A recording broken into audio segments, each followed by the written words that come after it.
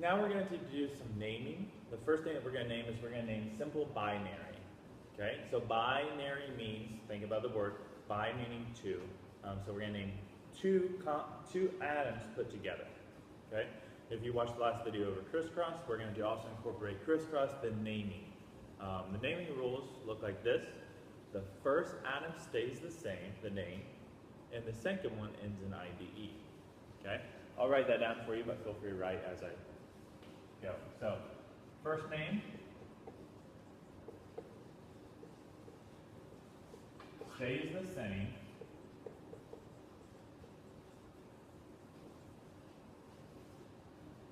First name stays the same. The second name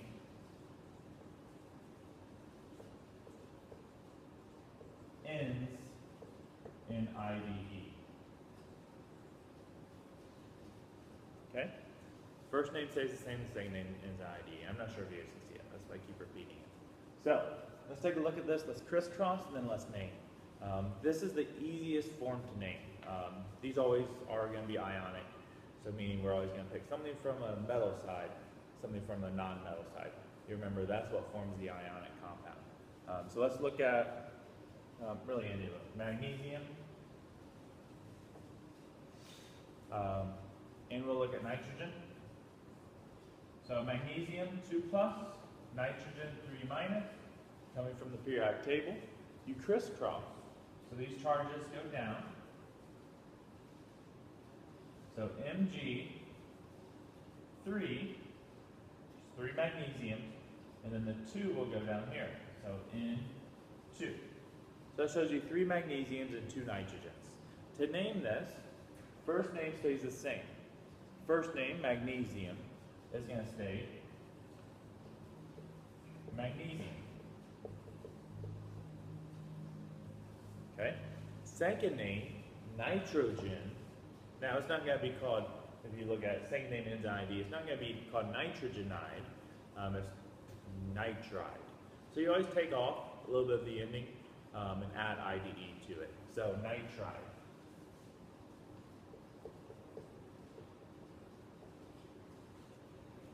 And you notice what's last, okay? These are always going to be the nonmetals. So those are your nitrogens, oxygens, fluorines, sulfur, phosphorus, carbon, boron, silicon, any of those. Okay, those are always going to be the ones on the right-hand side. Okay. One thing that I haven't told you guys, I'll get to it here in a second, but cation versus anion. So let's do another one real quick.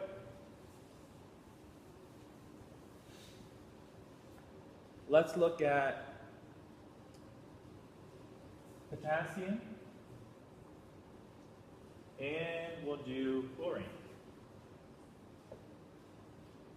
Potassium is +1, chlorine is -1. When you crisscross, they both have 1s. So the 1s will go as subscripts. So KCl or K1Cl1. Either way, it's fine. So when you name this, the first one stays the same. K, potassium.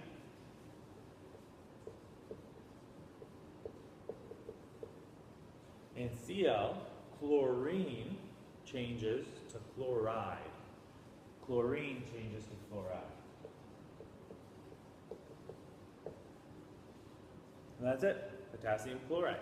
So if you're not familiar with this, this is sea salt.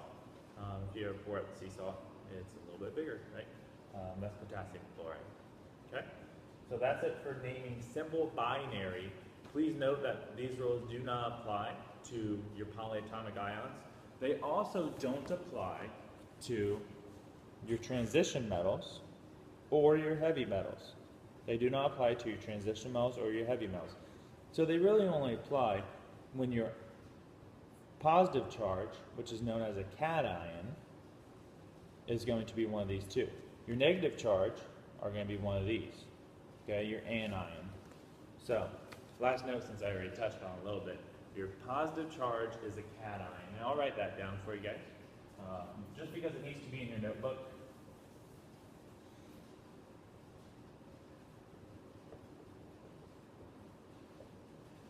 Cation is the positively charged ion.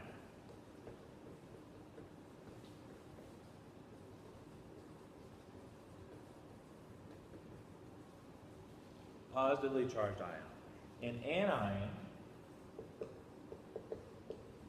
is the negatively charged ion. Okay? So, hope you guys enjoyed.